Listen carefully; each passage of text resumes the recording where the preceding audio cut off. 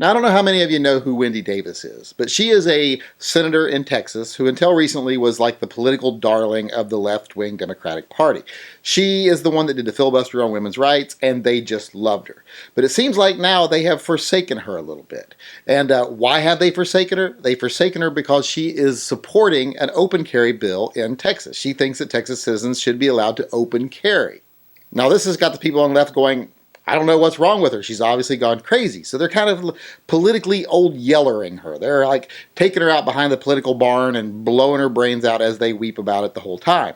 They're saying, we just don't understand what's wrong. We don't know what she's thinking. We just can't believe she's doing this. Why is she doing it? She can't really gain any political favor by taking this stance. They say it must be a game. She must be playing the right wing or something, but we can't figure out what her end goal is. Well, maybe her end goal is she just thinks it's right. Well, let's look at open carry. Well, to keep and bear arms is a constitutional right. So maybe she just believes that's part of the Constitution and she believes in the Constitution.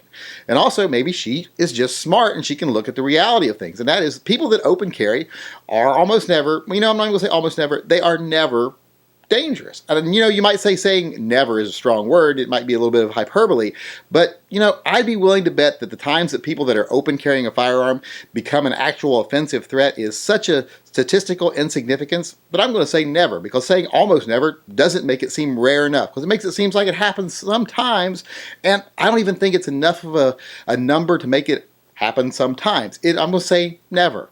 So let's just say people who open carry are never a threat. People who openly carry their firearm in a responsible manner are never threatening to me. When I see them, I don't think of them as an offensive threat at all. Now, I might argue the defensive thinking behind displaying your weapon. I might think, well, defensively, that's not the best thing to do. It's not the best tactic. But that's a completely different thing than finding them offensive or finding them a danger offensively. And I don't find them dangerous offensively because, like I said, they don't ever cause trouble. People who walk in openly and responsibly carrying their gun aren't looking for trouble. People that are looking for trouble hide their gun. They hide their advantage until it's too late for everybody.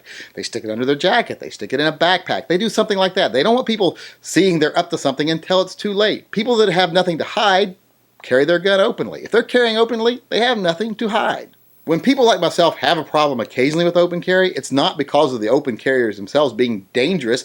Like I said, when I see them, I don't think they're dangerous. They're not a threat to me. They've already given away any advantage they would have by having a firearm by letting me see it.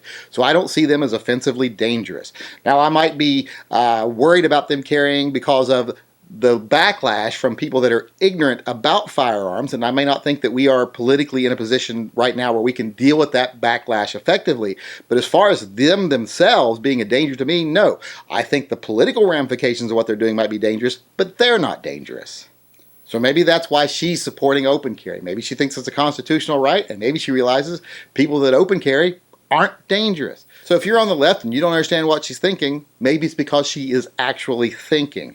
She is weighing the pros and cons and actually making an informed, rational decision. She's actually using rational thought to decide something. So like I said, she is thinking, and that's why you don't understand it, because she's actually making an informed decision instead of just following your limited left-wing dogma.